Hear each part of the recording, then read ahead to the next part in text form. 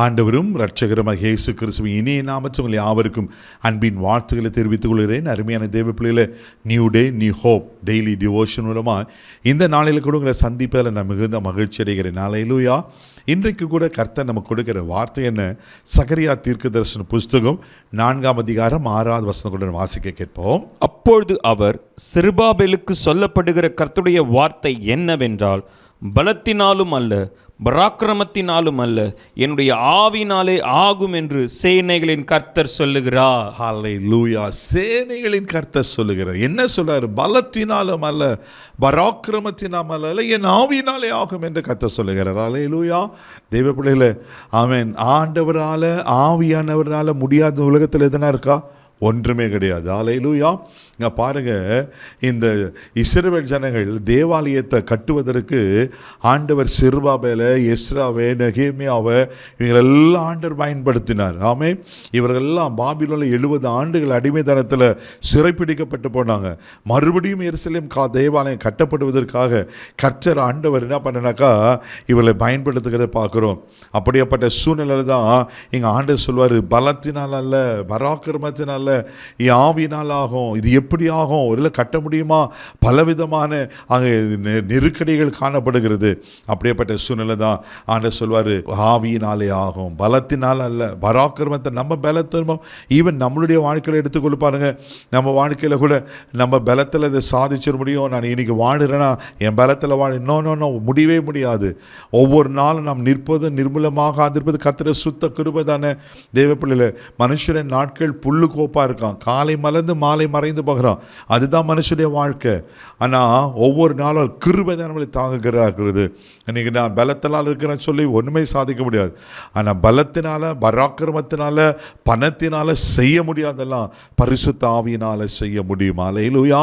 நீங்கள் தொடர்ந்து 7வது வசனம் வாசிப்பீங்கன்னா அங்கே இப்படியா சொல்லப்பட்டிருக்கு, வாசிக்க கேட்போம். பெரிய பர்வதமே, நீ எம்மாத்திரம், செருபாபேலுக்கு முன்பாக நீ சமபூமி ஆவாய்.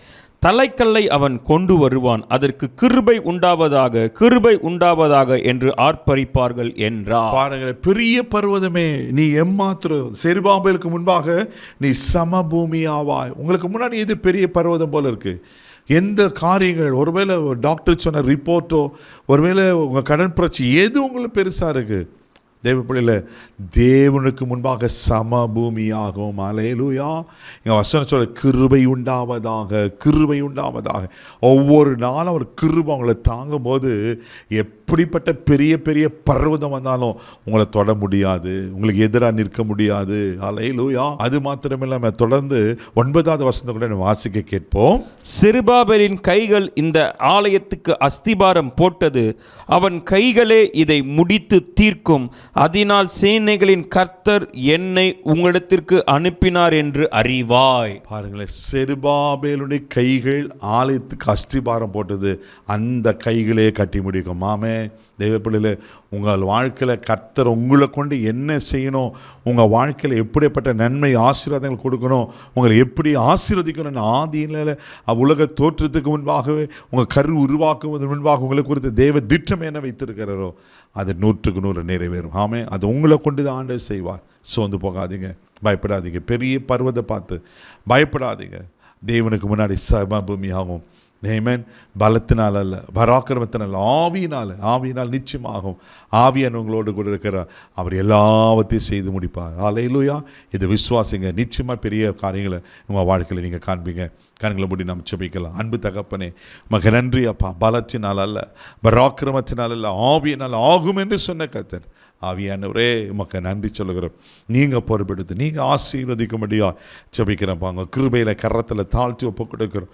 இவர்களுக்கு விரோதமாக எந்தெந்த பெரிய பெரிய பர்வதங்கள் போல் இருக்கிறதோ இயேசுவின் நாமத்தில் நிர்மூலமாக்கப்படட்டும்.